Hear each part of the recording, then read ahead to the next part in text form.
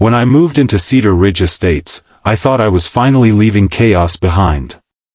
After 20 years in law enforcement, 10 of them spent working undercover, I wanted nothing more than a quiet neighborhood, a modest home, and the comforting sound of my own engine roaring on a Sunday morning. My 1969 Mustang Fastback wasn't just a car, it was my legacy. My father had bought it fresh off the lot, worked on it with me through my teenage years, and before he passed, he handed me the keys like a sacred trust. I rebuilt that car from the frame up, polished chrome, deep navy paint that shimmered in sunlight, leather seats stitched by hand. Every inch of it told a story, a memory of blood, sweat, and family. I wasn't rich, but I had pride, and that Mustang was the one indulgence I refused to let the world take from me. When I found the house, a neat, two-story with a wraparound porch and just enough yard for my German Shepherd, Duke, it felt like peace. Cedar Ridge had that small-town charm people write postcards about. Kids on bicycles, retirees gardening in neat rows, couples walking hand in hand at dusk. I'd been through enough in my career, gang busts, drug raids, undercover stings gone wrong, that the stillness almost felt alien. But I needed it. My therapist had told me after my last assignment that I was burned out, that I needed time away from the flashing lights, the sirens, and the constant tension that came with being chief of police. So, I took his advice, I bought a house, kept my badge quiet, and decided to live like a regular guy for once. The first few weeks were calm. I fixed up the porch swing, changed the oil on the Mustang, and introduced myself to a few neighbors. Everyone seemed friendly enough, at first. The couple across the street, Mike and Jennifer, invited me over for barbecue. The kids from down the road loved watching me work on the car, fascinated by its deep rumble. But every paradise has its serpent, and in Cedar Ridge, that serpent went by the name of Karen Whitmore, the self-appointed queen of the Homeowners Association. She was the type of woman you could hear before you saw, her voice sharp enough to cut glass, her perfume so strong it lingered long after she'd stormed off. Platinum blonde, always in some pastel cardigan and oversized sunglasses, she strutted through the neighborhood like a general inspecting her troops. I met her on my second week. I was outside washing the Mustang, Duke lounging beside me, when I heard the unmistakable click of high heels on concrete. "Excuse me," she said, arms folded, eyes hidden behind her shades. "You must be the new resident at 214. I nodded, wiping my hands on a rag. "That's me. Name's Mark." "Karen Whitmore," she said, extending her hand like she expected me to kiss it. "President of the Cedar Ridge HOA. I like to welcome all new homeowners personally." I shook her hand, but her grip was more inspection than greeting. Her eyes darted to the Mustang, and I could practically see the disapproval form on her lips. "Lovely car," she said, in a tone that made "lovely" sound like an accusation. "But, you know, we do have certain guidelines here regarding vehicles. We prefer all cars be stored in the garage when not in use." "It's a classic," I replied evenly. "I take it out on weekends. It's not an eyesore." "Well," she sniffed, glancing over the hood. "Beauty is subjective. But I do hope you're aware of our HOA policies. I'll drop off a copy of the bylaws later this week." "Appreciate that," I said, forcing a smile. That was my first warning sign. Karen wasn't satisfied with order, she needed control. Over the next few weeks, she sent friendly reminders about the color of my mailbox, the height of my grass, even the placement of my trash cans. I ignored most of them. After years of commanding a police department, I wasn't about to let a suburban busybody dictate where I parked my car. But the tension simmered beneath the surface. I could see the disapproval in her eyes every time she passed my driveway, and I knew, deep down, that this wasn't over. Her son, Kyle, entered the picture a few weeks later. A lanky 19-year-old with an inflated ego and the kind of arrogance that only comes from being told you're special your whole life. He'd roll through the neighborhood blasting bass-heavy music in his lifted truck, acting like he owned the place. One afternoon, while I was polishing the Mustang, he pulled up beside me, window down, sunglasses perched low. "Nice ride, old man," he said, smirking. "Didn't think they let antiques on the road anymore." I gave him a polite nod. "Runs better than most cars half its age." He circled it slowly, eyes tracing every curve of the body. "You ever think about selling it?" "No," I said simply. "Everything's got a price. Not this." He laughed, revving his engine before speeding off, spraying gravel in his wake. Duke barked, and I just sighed. I'd dealt with punks like him my whole career. But the thing that worried me wasn't Kyle, it was his mother. Because if he ever caused trouble, Karen would be there to clean it up, no matter the cost. A few nights later, around 11 p.m., I heard something outside, metal scraping, the sound of a latch. I grabbed my flashlight and stepped onto the porch. The moonlight caught a silhouette by my garage door. I flicked the beam forward, and there he was, Kyle, trying to open the garage. "Hey!" I barked. He froze. "Oh, I was just..." "Step away from the door," I ordered, my voice instinctively taking that old commanding tone. He did, hands raised, a nervous chuckle escaping him. "Man, relax. I was just looking. Didn't mean nothing." "Looking doesn't involve a crowbar," I said, nodding toward the tool lying by his feet. He glanced down, then bolted. I let him go. I didn't want to escalate, not yet. But I had the footage. My cameras caught everything. The next morning, before I could even report it to the HOA or file a quiet complaint, Karen showed up at my door, red-faced and furious. "How dare you accuse my son of trespassing," she yelled the second I opened the door. "Kyle told me everything. He said you threatened him with a weapon." I took a slow breath. "He was trying to break into my garage, Karen. I have video." "You're mistaken," she said quickly. "Kyle would never do that. He was just curious about your car. And if you think you can intimidate my family, you're mistaken." I folded my arms. "I don't intimidate. I enforce the law." Her eyes flickered, uncertain. "Enforce? Are you, in law enforcement?" "Retired," I lied smoothly. "Now if you'll excuse me, I've got things to do." She left in a huff, muttering something about uncooperative neighbors. I thought that would be the end of it, but with people like Karen, nothing ever ends quietly. 3 days later, I was out mowing my lawn when I saw 2 squad cars pull into the cul-de-sac. My stomach dropped, not out of fear, but disbelief. They parked right in front of my house, lights flashing, and out stepped 2 of my former officers. I recognized them immediately, rookies I'd trained back when I ran the department downtown. Their faces went pale when they saw me. "Chief," one of them said, blinking. "Officers," I greeted, cutting the engine on my mower. "What's going on?"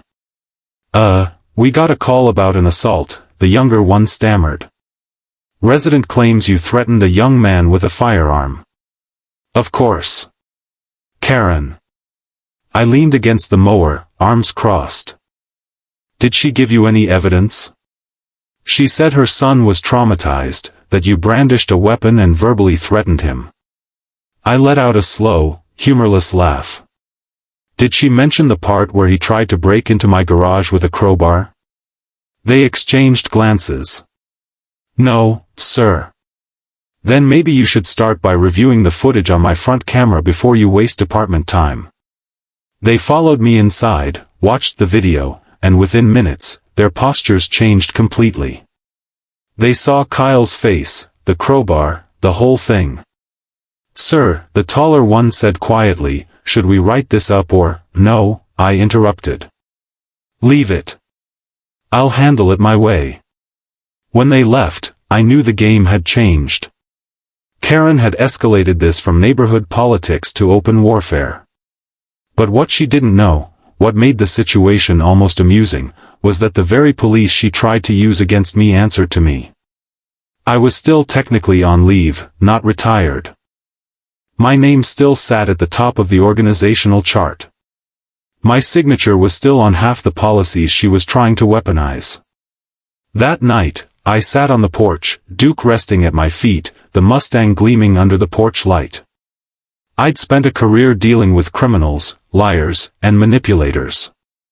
But this was something new, a war fought with petty grievances, rumors, and paperwork instead of bullets. Karen thought she could bully me into submission. She had no idea who she was dealing with. I took a slow sip of coffee, watching her house across the street. I could see her curtains twitch. She was watching me too. "All right, Karen," I muttered to myself. "You called the cops on the wrong man."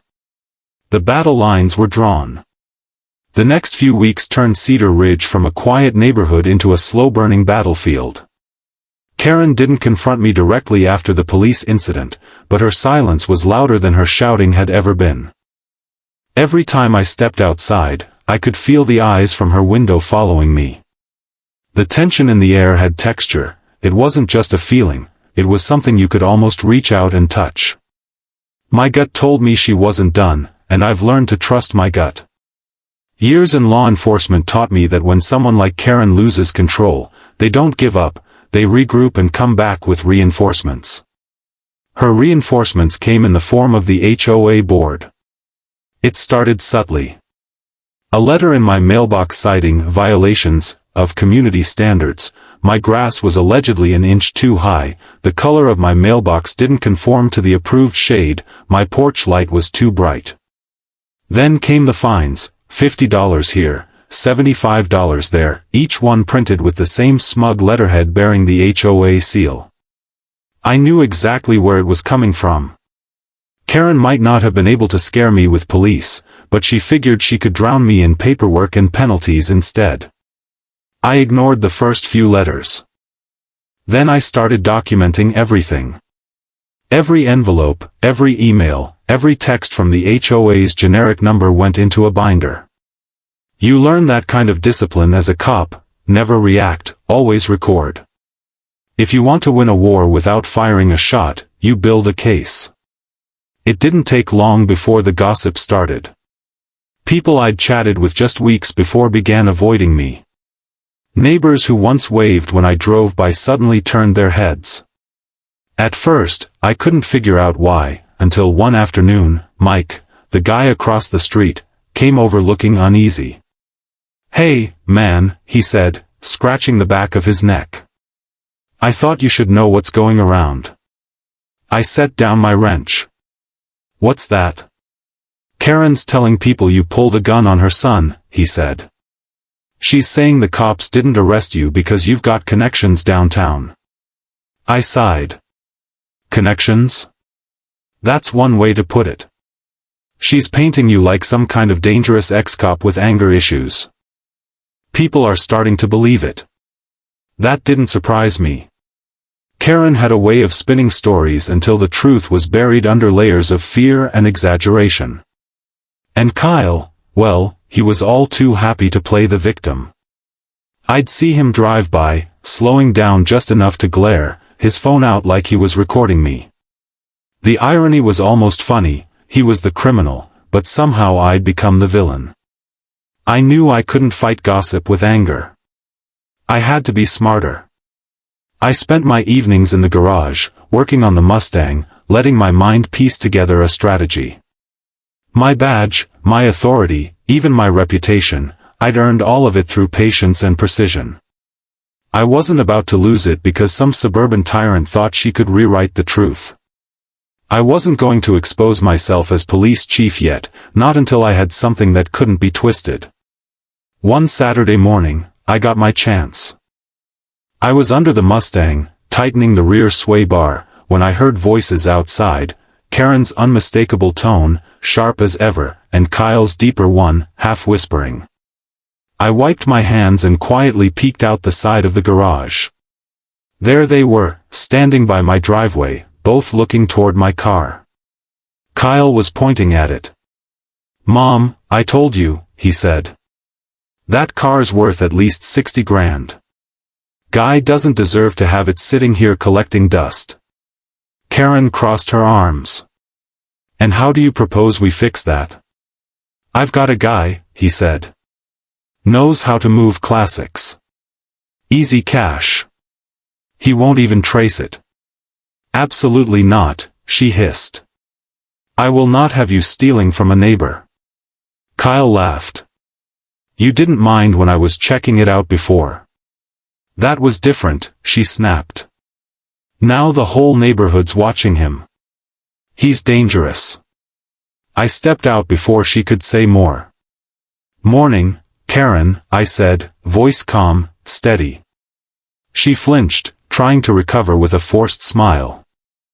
"Oh, Mark. Didn't see you there. We were just talking about cars." "Sounded like business," I said, eyes locking on Kyle. "Something I should know about?" Kyle sneered. "Nah, old man, just admiring your toy." "Then admire it from the sidewalk," I said evenly. "You step onto my property again, we'll have a different conversation." Karen's lips tightened. "You're being unnecessarily hostile." "Hostile?" I repeated. "No. I'm being clear." She turned, pulling her son by the arm, muttering about unstable neighbors. That night, I moved the Mustang into the garage and installed new security cameras, infrared, motion-activated, full coverage. I wasn't taking chances. Something told me Kyle's obsession with my car wasn't going away anytime soon. And I was right. A week later, I woke to the sound of screeching tires. By the time I ran outside, my heart sank. Someone had keyed the Mustang. Deep gouges along the passenger side, a jagged line carved straight through the paint. It was deliberate, malicious. The kind of act that came from pure spite. Duke barked and circled the driveway, nose twitching. I checked the footage, and there it was, Kyle, hoodie up, baseball cap low, dragging a key down the length of my car before sprinting off. I burned with anger, but not the kind that makes you lash out. It was the quiet kind, the focused kind. The kind that builds into a plan. The next morning, I called in a favor. Detective Owens, one of my oldest friends on the force, met me at the local diner. "Jesus, Mark," he said when I showed him the footage. "You sure you want to handle this through the system? You know how this'll play out. She'll lawyer up, claim it's a misunderstanding." "That's why I'm not pressing charges yet," I said. "Not until I've got more." "More?" I smiled. "Oh, I'm just getting started." That week, I filed every HOA letter, every false complaint, and every video clip into a report. I even requested a copy of the HOA's meeting minutes under state law, public documents, even for private associations. When I got them, I found something interesting. Karen had been using HOA funds for beautification projects that didn't exist. Thousands of dollars in expenses paid to contractors that had no business listings. Fraud, plain and simple. Now I had her. I spent the next several days preparing. Meanwhile, Karen doubled down. The HOA board sent a letter stating I was in violation of multiple property standards and would face a lien if I didn't comply. I laughed when I read it. A lien? Against a cop's house? She really thought she was untouchable. But her downfall came faster than even I expected. It was the night of the HOA's monthly meeting, held at the community center, a beige brick building that smelled of old coffee and cheap carpet cleaner. I showed up uninvited, dressed casual, carrying a folder under my arm. The board members sat in a semicircle at the front, Karen in the middle like a queen on her throne. When I entered, the room fell silent. Mr. Adams, she said curtly. This is a closed meeting. I live here, I replied, taking a seat. And I have business with the board. You can submit concerns in writing. I dropped the folder on the table. I already did. You ignored them. So now we're doing it in person. Her eyes flickered, but she kept her composure. Fine. You have 5 minutes. Won't need that long, I said. I opened the folder and slid copies of documents toward each member. These are HOA expense reports from the last 6 months. Notice anything strange? They skimmed the pages, frowning. What's silver line contracting? One of them asked. That's the question, I said. There's no record of them in the state database. No license. No address. Yet they've been paid over $12,000 in HOA funds. And guess whose name is on the checks? The room went quiet. Karen's face lost color. That's absurd, she said. You have no right to access those records. Actually, under state law, any member of a homeowners association has the right to inspect financial documents. I'm not just within my rights, I'm within my duty. She stammered, searching for words. The board members exchanged uneasy looks. I could see it in their faces, the doubt, the betrayal.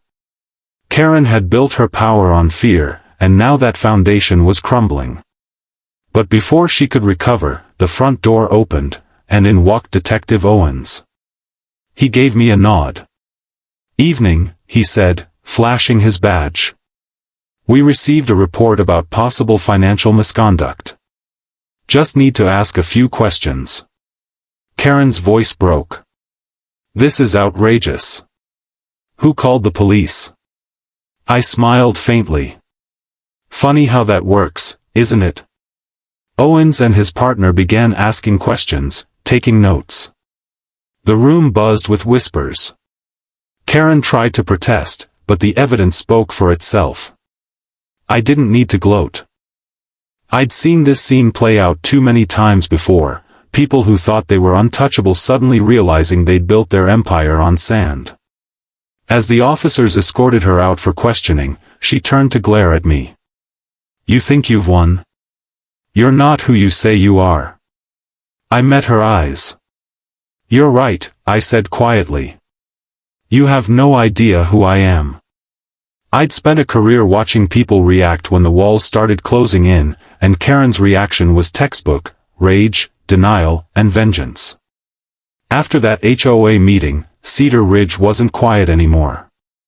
The whole neighborhood buzzed with rumors, whispers about the HOA queen being under investigation. For most people, embarrassment is enough to make them lie low. But Karen wasn't most people. She was the kind who'd burn the whole neighborhood down just to feel the warmth of the fire she started. For a week or two, I enjoyed an uneasy calm.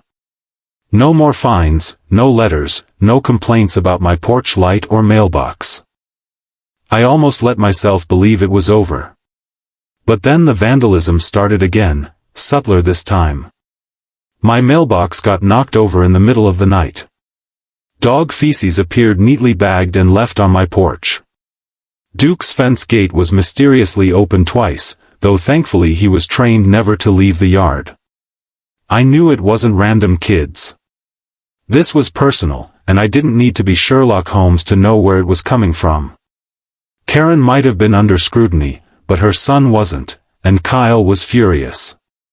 His mother's humiliation was apparently my fault, and in his mind, revenge was justified. One night, around 2 a.m., I woke to the sound of an engine revving outside. When I pulled back the curtain, I saw Kyle's truck idling at the curb, headlights cutting across my lawn. I could make out his silhouette in the driver's seat, phone glowing in his hand as he recorded a video. Then he peeled off down the street, tires screeching loud enough to wake the whole block. It wasn't a threat, it was a challenge. I'd dealt with punks like him my entire career. But back then, I had a badge on my chest and a department behind me. Now I was a man on leave, and if I overstepped, I'd become the story. So I did what I'd always done best: gather evidence, stay quiet, and wait. 2 days later, things escalated from nuisance to danger. I came home from a late-night run and noticed the faint smell of gasoline near the driveway. My instincts kicked in instantly. I swept my flashlight across the ground, and my blood went cold. There was a thin line of gas leading from the edge of the street toward my garage door. It hadn't been lit, but it was clear what someone had intended. I called the department. Within 20 minutes, Detective Owens and a fire investigator were on scene. Owens whistled low. "That's not vandalism, Mark.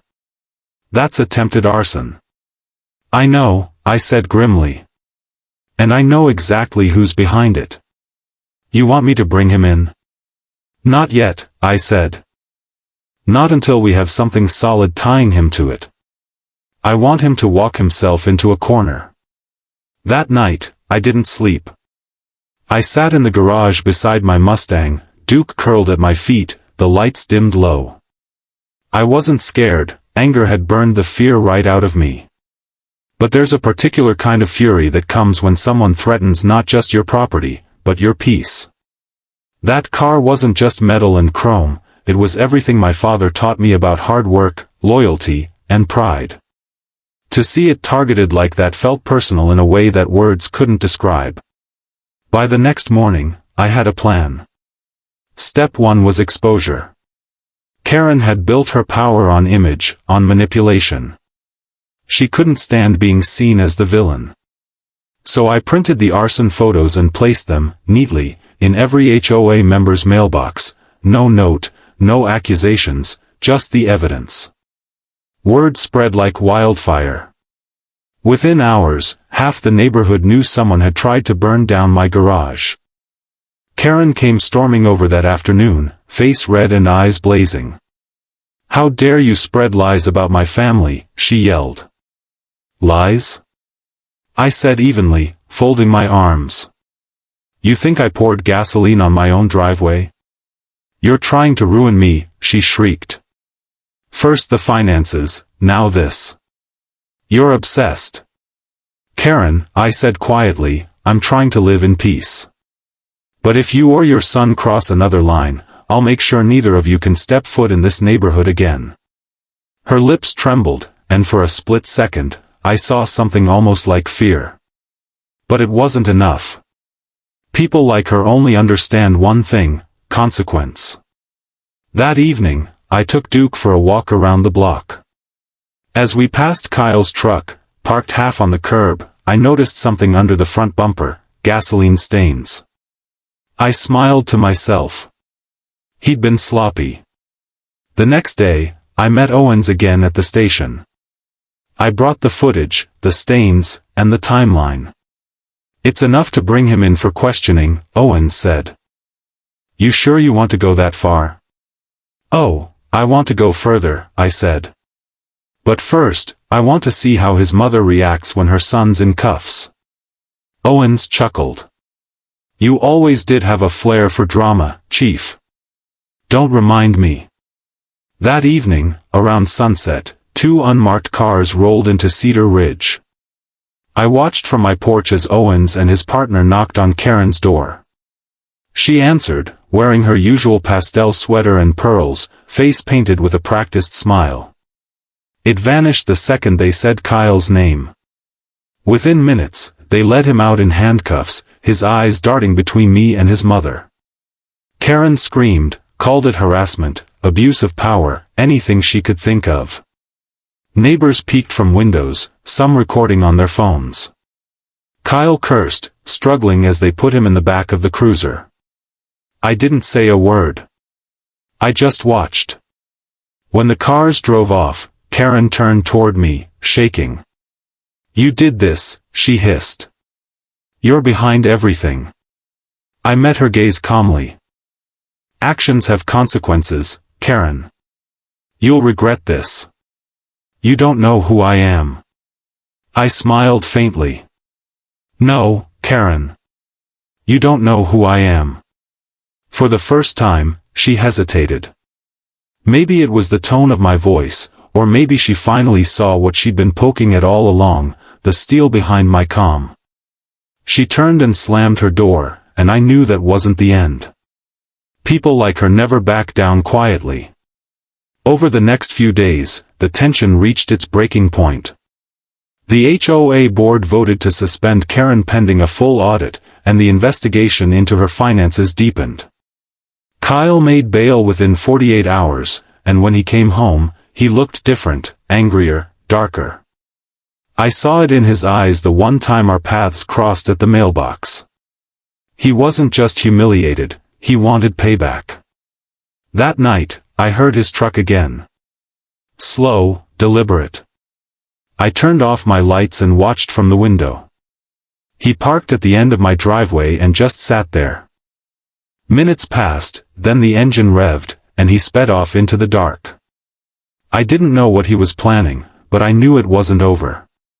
2 days later, my suspicion proved right. At 4 a.m., a loud crash jolted me awake. Duke barked furiously, and I rushed to the front door. The Mustang's alarm blared outside. When I stepped onto the porch, my heart dropped. Kyle's truck had rammed straight into my car. The Mustang's front end was crumpled, glass shattered, smoke rising from the hood. Kyle stumbled out of the truck, dazed but conscious, shouting incoherently. I ran toward him. Kyle! What the hell have you done? He swung at me, wild and clumsy. I dodged easily and pinned him against the side of the truck. You could have killed someone. I yelled. Should have been you, he spat. That was it. The last straw. Sirens wailed in the distance. Owens had been on patrol nearby and got my emergency ping instantly. When the cruisers arrived, the officers pulled Kyle away and cuffed him again. Karen showed up minutes later, still in her robe, screaming as they loaded him into the back seat. You can't do this. He's just a boy. He's a criminal, I said quietly. Owens looked at me. You want to press full charges this time? I nodded. Everything. Property damage, reckless endangerment, assault. Karen lunged toward me, tears streaming down her face. You're destroying my family. I held her gaze. No, Karen. You destroyed it yourself. The neighborhood was silent except for the hum of police radios. I stood there watching the flashing lights reflect off the twisted metal of my father's car, a lifetime of memories crushed by arrogance and spite. For the first time in years, I felt the full weight of my badge, even if it wasn't on my chest. I'd spent years protecting people from the worst of the world. Now I was standing in front of it, face to face, in my own driveway. Owens approached, lowering his voice. You know, you could make all this go away if you wanted. Pull rank, call in a favor. I shook my head. No. If I did that, I'd be no better than her. He nodded. Then I guess it's time they found out who they've been messing with. Not yet, I said. Let the truth come out on its own. When they towed the Mustang away for repairs, I stood on the curb, Duke beside me, the early morning light washing over the chaos. The quiet peace I'd wanted when I moved here was gone. But something deeper had taken its place, a purpose. Because this wasn't just about a car anymore. This was about showing a bully, and everyone like her, that justice still had a place, even in the suburbs. The morning after the rash, Cedar Ridge didn't just wake up, it erupted. Word spread faster than a police bulletin. Everyone had heard the sirens, seen the flashing lights, and now they all wanted to know what had happened between the new guy and the HOA president's son. By sunrise, neighbors were out on their lawns, pretending to water flowers or walk dogs, but really, they were talking. Watching. I spent most of that morning giving statements to the insurance adjuster and the responding officers. Owens made sure everything was by the book, no favors, no shortcuts. My Mustang was wrecked, but I wasn't broken. If anything, I felt sharper. Focused. Because for the first time, everyone could see what kind of people Karen and her son really were. But Karen didn't give up easily. She spent that week trying to twist the story again. I'd overhear bits of conversation when I walked Duke, whispers about me provoking her boy, or being a crazy ex-cop with a temper.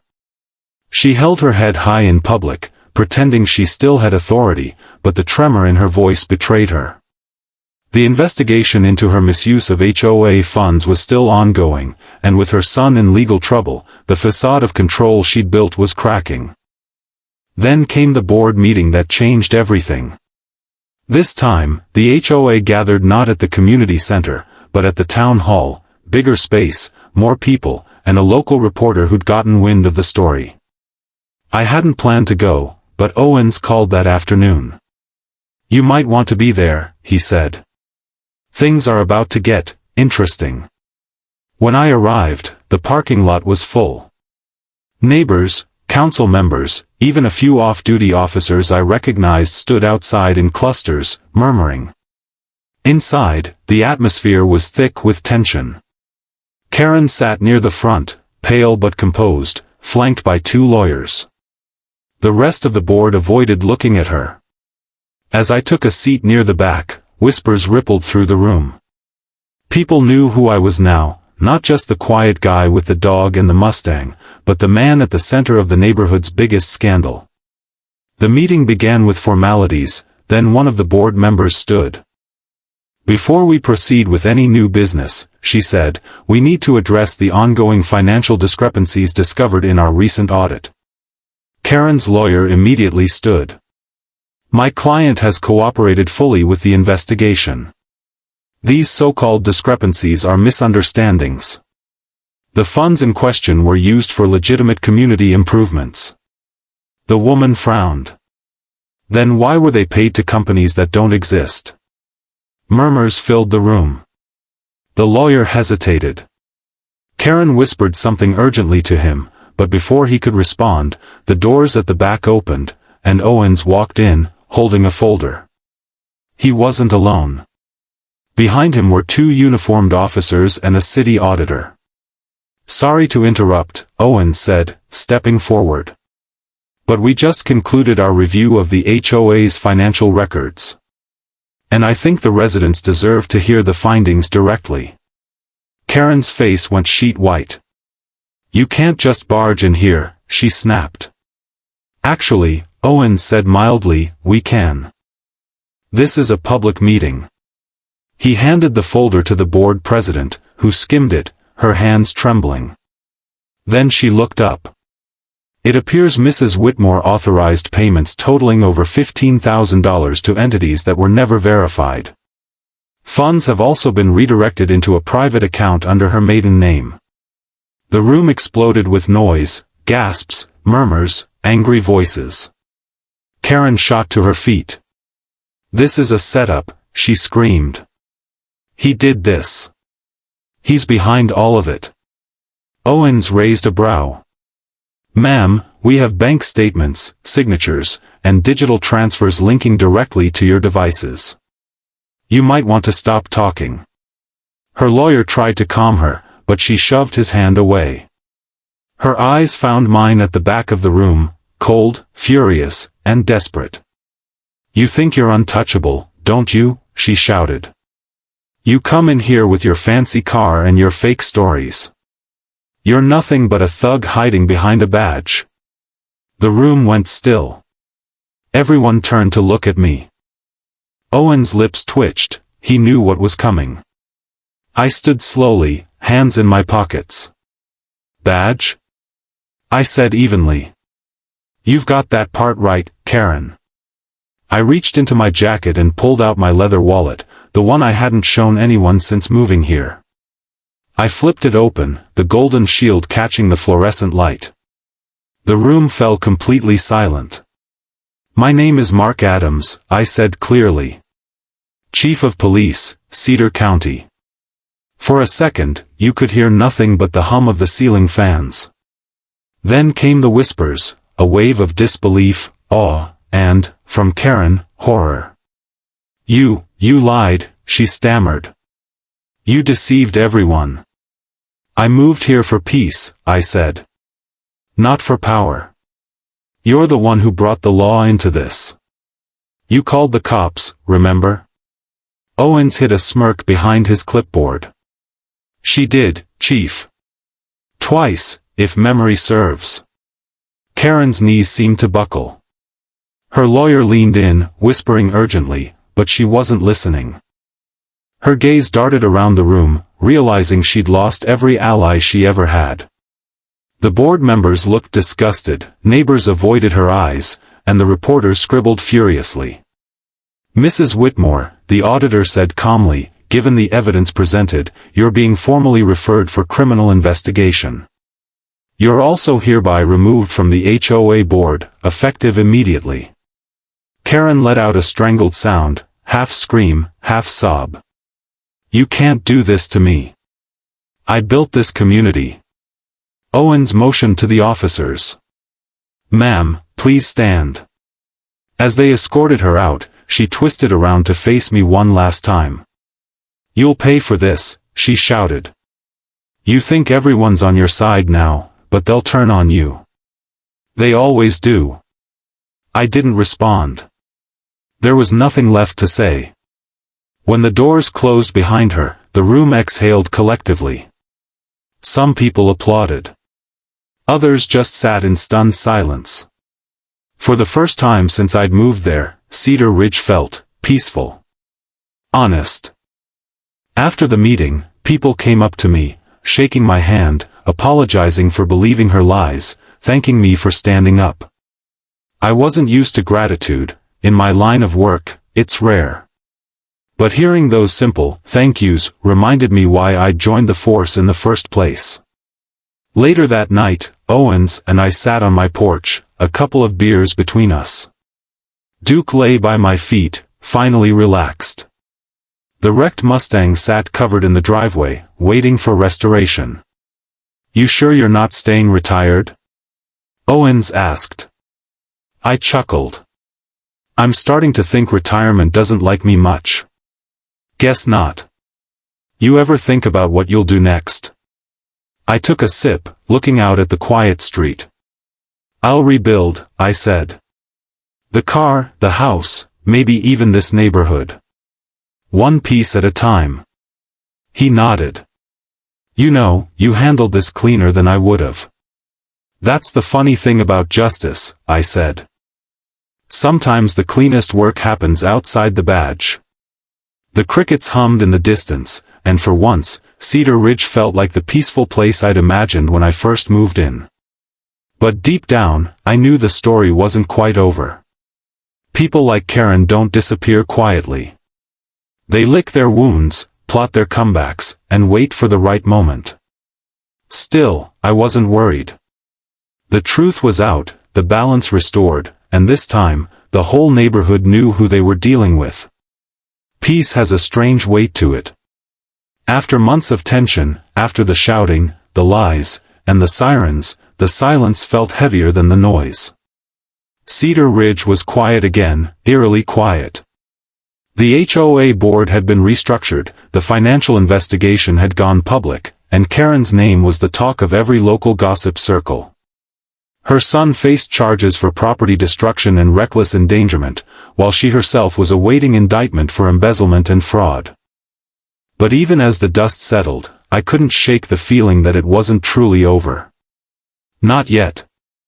I spent my days rebuilding the Mustang in my garage, taking it one dent, one scratch at a time. It was more than just a car, it was a reminder of everything that had been broken and rebuilt. The cracked windshield, the twisted frame, the burnt smell of rubber still clinging to the metal, all of it told a story. My story. The Mustang had survived the storm just like I had, and now it was my therapy. Every bolt I tightened, every patch I welded, it all brought me closer to closure. The neighborhood began to thaw, too. The same people who once watched me with suspicion now waved when I passed by.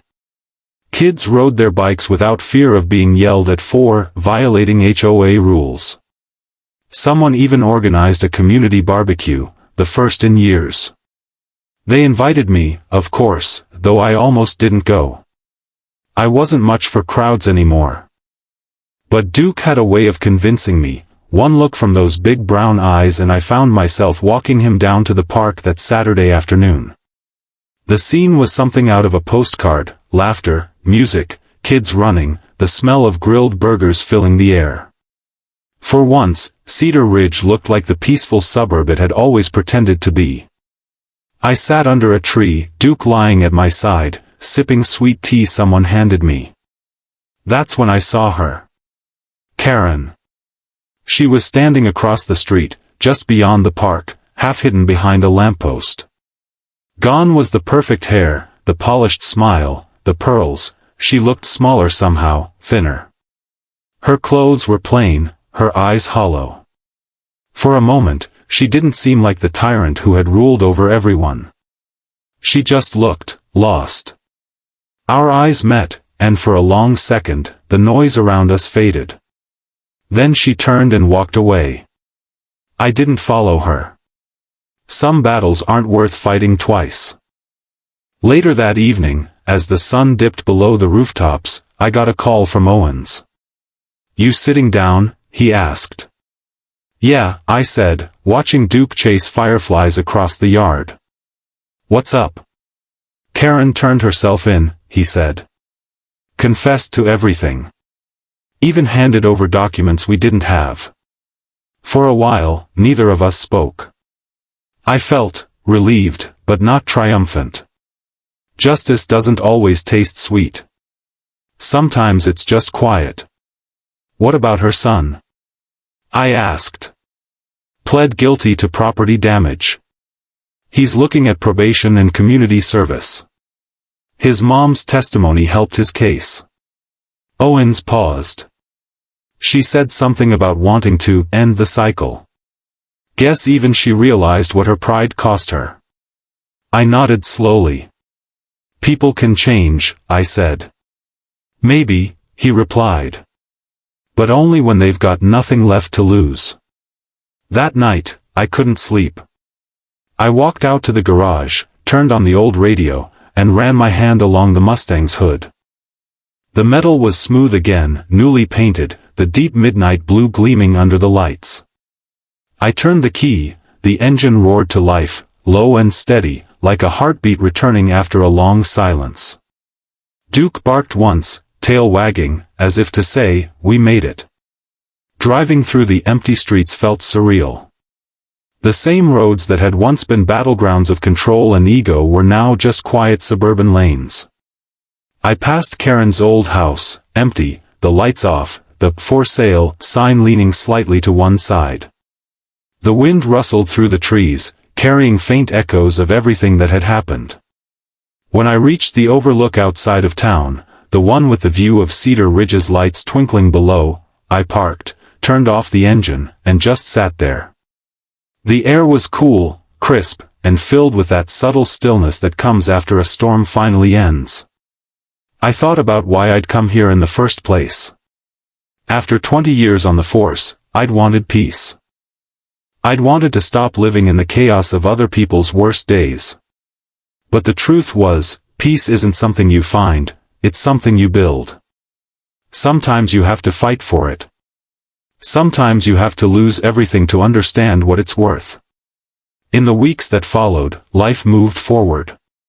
The new HOA board actually listened to residents. Rules were rewritten, fair, reasonable, and respectful. The community started to heal. And me? I stayed. People often asked if I'd ever go back to policing officially. I'd smile and tell them I never really stopped. A badge doesn't make you the law, your actions do. I still helped out when the department needed an extra hand, trained a few rookies, did some community outreach. But mostly, I lived quietly. Worked on cars. Took Duke fishing. Enjoyed mornings without alarms or sirens. And every time I'd hear that familiar Mustang growl echo through the neighborhood, people would wave. Some of them still called me Chief. I didn't correct them. Because deep down, I realized something: authority doesn't come from a title. It comes from standing up when it matters. And when Karen tried to break me, when she used lies, intimidation, and her false sense of control, all she did was remind me who I was. A protector. A builder. A man who wouldn't bend to bullies. Months later, on a quiet Sunday, I found an envelope taped to my mailbox. No return address. Inside was a handwritten note on plain paper. You were right. I lost myself. I'm trying to fix that now. Thank you for not fighting back the way I deserved. K. I read it twice, folded it neatly, and slipped it into my jacket pocket. I didn't need an apology. But it meant something, proof that even the worst storms can clear the air. As I stood there, the morning sun rose over Cedar Ridge, spilling golden light across the lawns and rooftops. Duke barked softly beside me, and for the first time in a long time, I felt at home. Not because I'd won, but because I'd finally stopped fighting. Peace had come full circle. And as the engine of my Mustang purred to life one more time, I smiled, because sometimes justice isn't about punishment. It's about closure. And this, finally, was mine.